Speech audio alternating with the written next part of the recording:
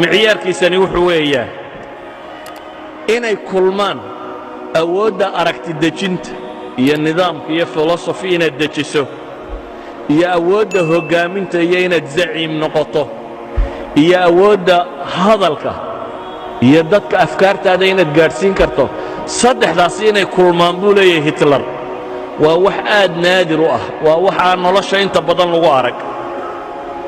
haddaba Professor Rao baa markuu masalada Hitler ka soo qaato wuxuu leeyahay haddaba saddexdu Hitler yidhi waa naadir qof ay ku kulantaan lahaynaa buu leeyahay saddexdaasoo qof qura isugu tegey saddexdaasiba waxay ku kulmeen buu leeyahay rasuulul islaamka diin iyo mabaadi' cusub la yimi hoggaamin la yimi khatiib mufawwaho dadka wuxuu raba gaadhsiinayay buu leeyahay waana buu leeyahay في شخص رسول الإسلام رأى العالم أندر ظاهرة على وجه الأرض بيقول قفك إسلامك هجاميني أما النبي محمد عليه الصلاة والسلام وحويا بيقول أندر ظاهرة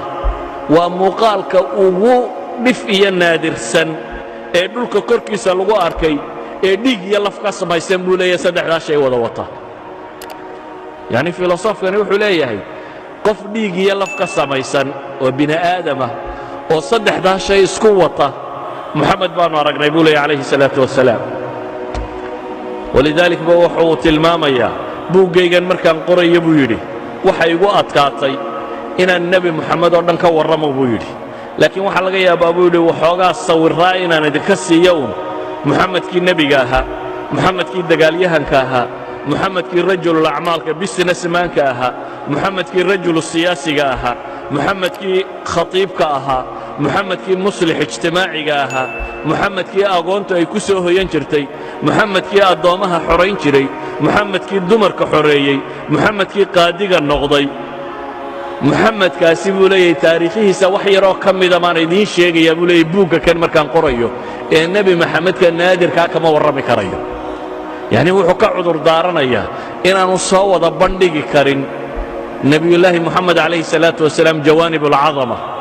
قيبها وين وليه أيها الأحبة outstanding